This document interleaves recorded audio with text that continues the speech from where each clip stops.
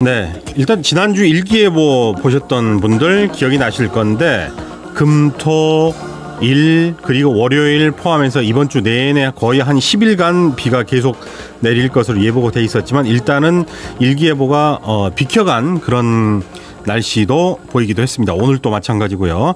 그러나 지난 주말에 광주 전남에 최대 223mm의 장맛비가 쏟아지기도 했죠. 7월 첫 주에도 이제 전국이 장마의 영향권에 든 가운데 곳곳에서 장맛비가 예보가 되어 있습니다.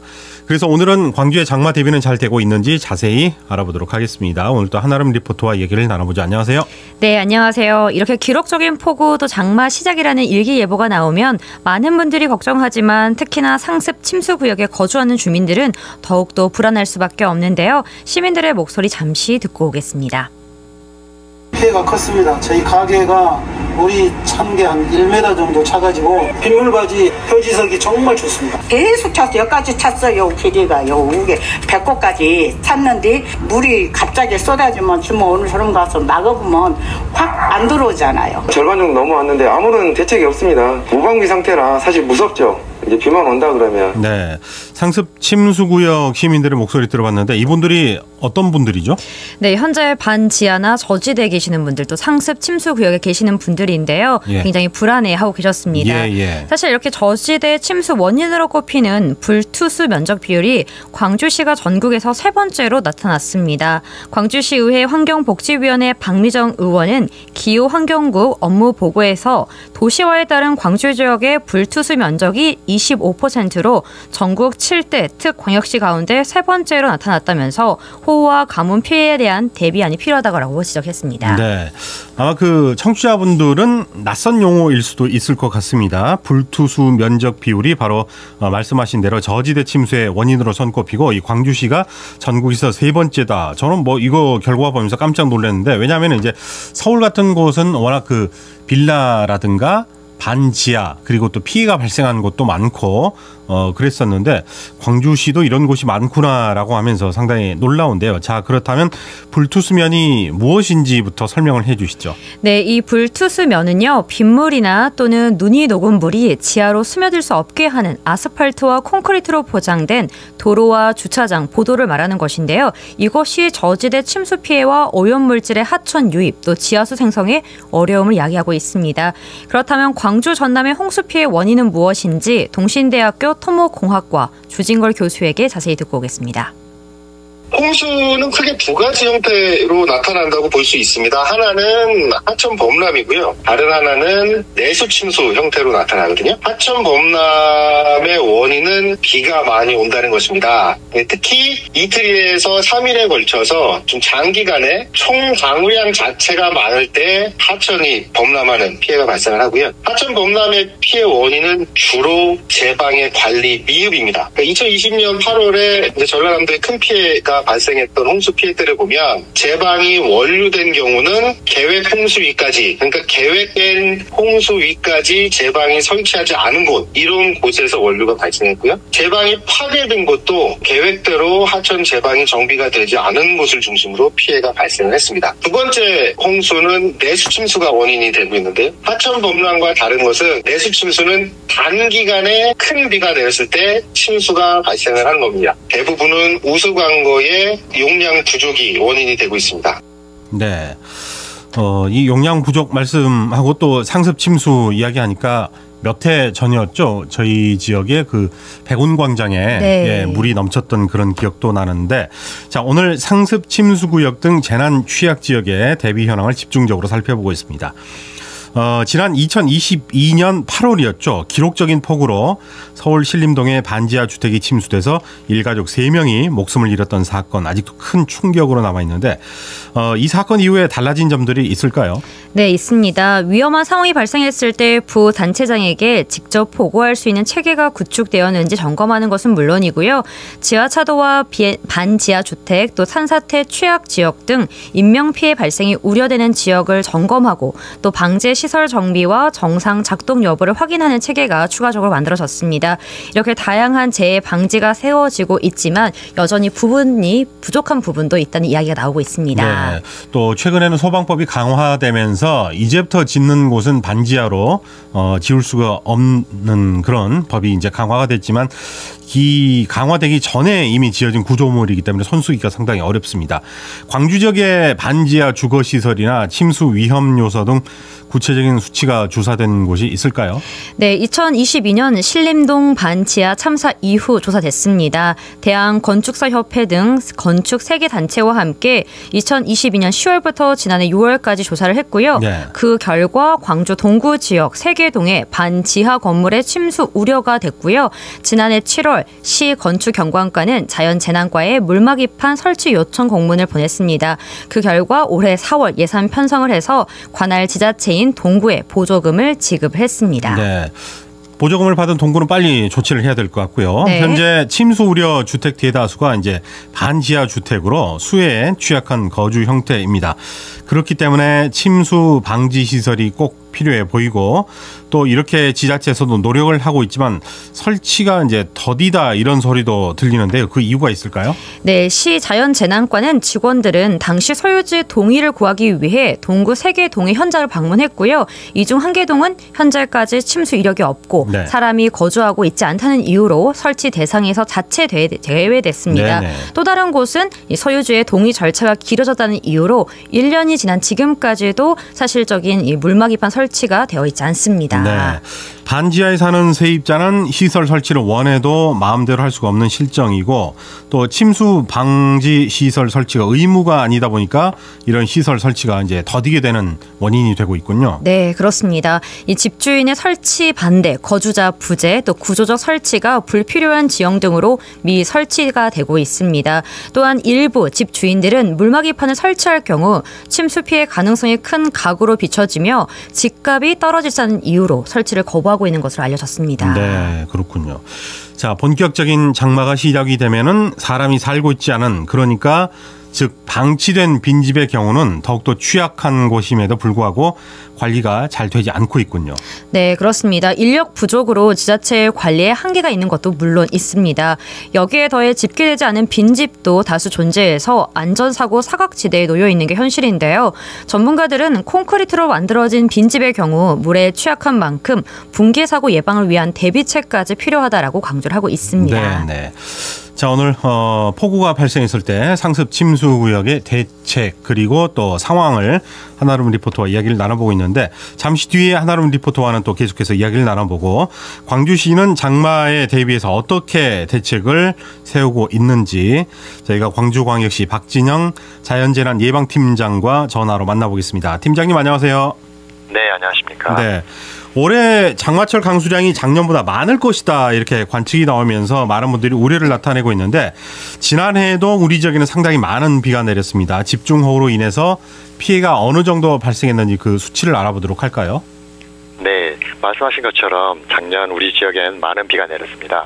한 달여 장마 기간 동안에 무려 1100mm의 비가 왔는데 이는 평년 연 강수량의 80%, 장마철 강수량의 3배 정도로 1973년 이후 장마철 강수량 최상에 해당하는 기록적인 폭우였습니다. 네네. 하지만 이런 기록적인 폭우에도 우리 시는 단 한 건의 인명피해도 발생하지 않았는데요.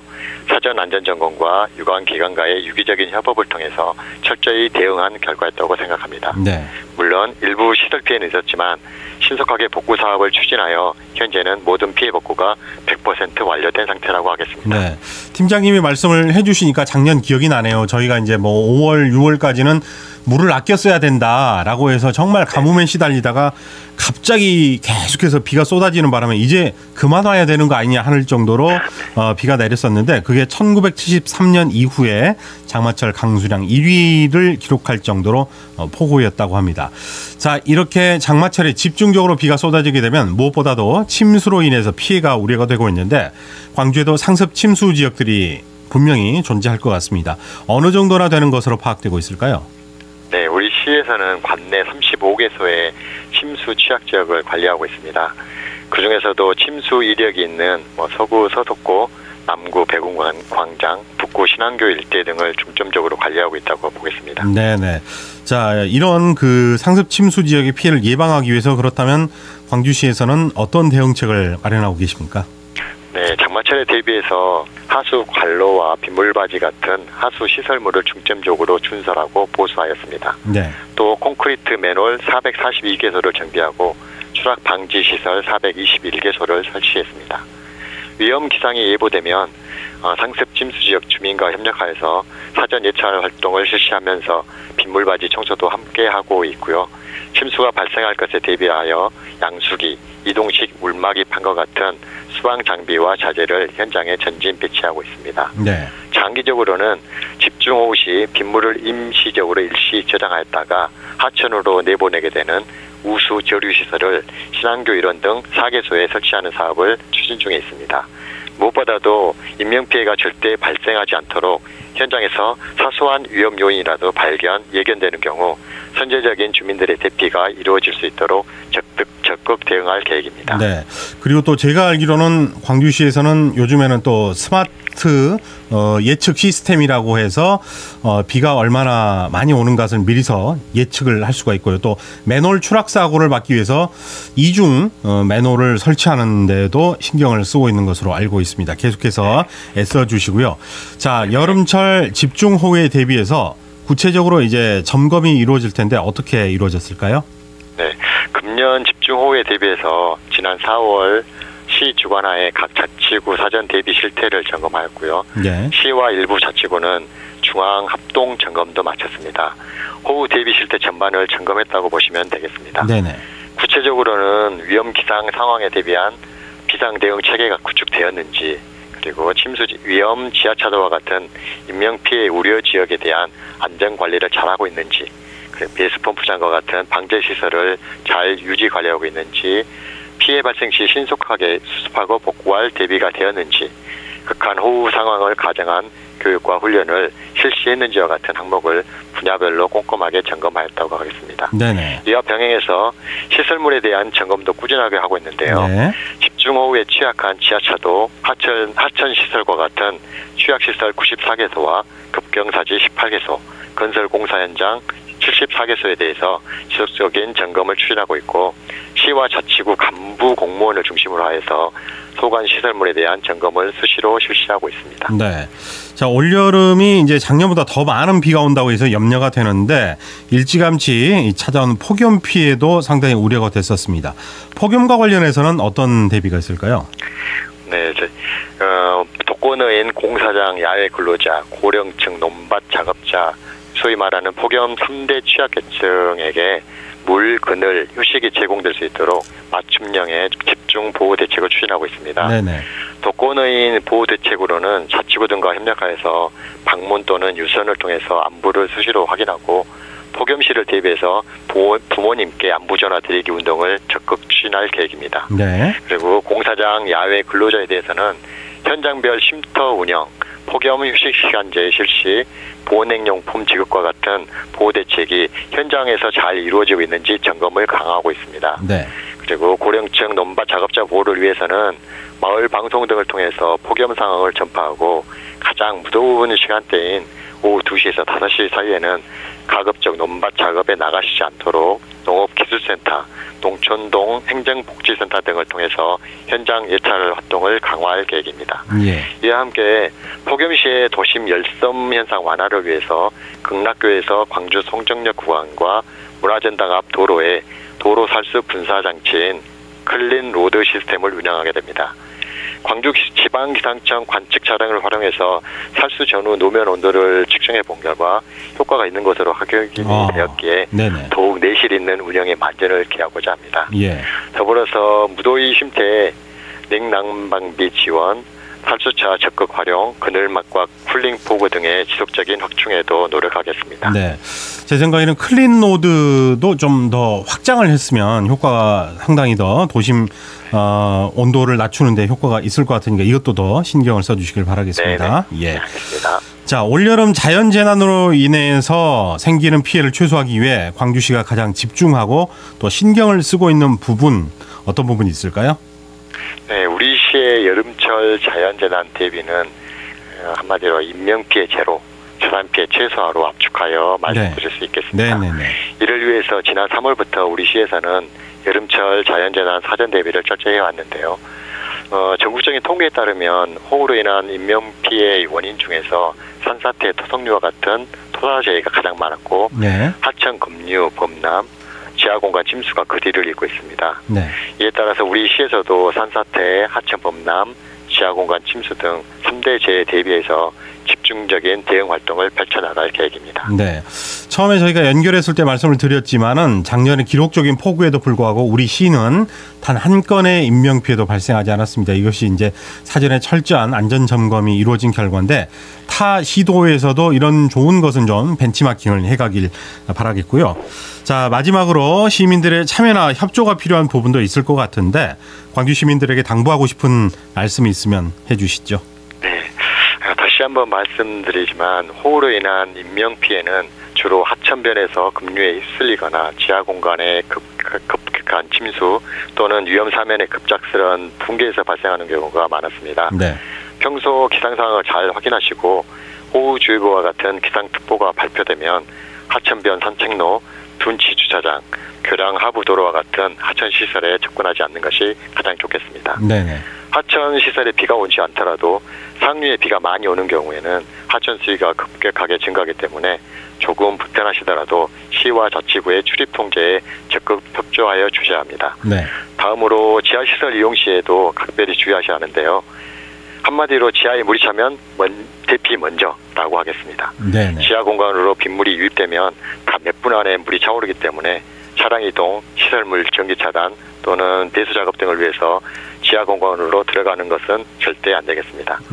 물이 발목 높이만 되더라도 즉시 대피하시는 게 최우선이라고 하겠습니다. 또한 차량을 이용하고 있을 때에는 물이 흘러 들어가는 지하차도에는 절대 진입하지 마시기 바랍니다. 만약 진입했다면 차량을 두고 걸어서 즉시 대피해 주시고 침수되고 있는 경우에는 운전석 못받침의 철제봉 등을 이용해서 유치원을 깨고 대피하시기 바랍니다. 끝으로 유실, 붕괴 위험이 있는 옹벽, 경사지, 석축 주변으로는 절대 가지 마시고 인근에 거주하는 시민들께서는 조금 불편하시더라도 시와 자치구의 대피 안내 적극 호응해 주시기 바랍니다. 방금 설명드린 행동 요령은 호우와 침수로부터 자기 자신을 지킬 수 있는 중요한 내용들이라 하겠습니다. 인명피해 제로, 재산피해 최소화를 위해서는 시민 여러분의 적극적인 협조가 절대 필요하다는 것을 다시 한번 말씀드리며 당부드리겠습니다. 감사합니다. 혹시 그 시민들이 붕괴된 지역이라든가 침수 지역이 있다고 하면 신고를 하고 싶으면 전화번호 있으면 알려주시면 도움이 될 것 같습니다. 저희 시에 이제 상황 각 자치구에 이제 당시라든가 상황실이 있는데요. 일단은 저희가 112 콜센터가 있고요. 그리고 저희 상황실에 613-2319 이쪽으로 전화하시면 저희들이 적극 대응하도록 하겠습니다. 자, 혹시라도 장마 때 위급한 상황이 있으면 112에 전화하시면 가장 간단하고요. 그리고 또 062-613-2319로 신고도 접수를 받고 있습니다. 자, 지금까지 박진형 자연재난 예방팀장과 여러 가지 이야기 나눠봤습니다. 고맙습니다. 네네, 감사합니다. 자, 광주시는 어떤 대책을 갖고 있는지 저희가 이야기를 나눠봤고요. 계속해서 한아름 리포터와 이야기를 나눠보도록 하겠습니다. 추가적으로도 전문가들이 이야기하는 광주천을 어떻게 유지하고 보수해야 되는지에 대한 이야기도 추가적으로 좀 들어보겠습니다. 홍수 피해 저감을 위한 대비책으로는 또 어떤 것들이 있는지 동신대학교 토목공학과 주진걸 교수에게 듣고 오겠습니다.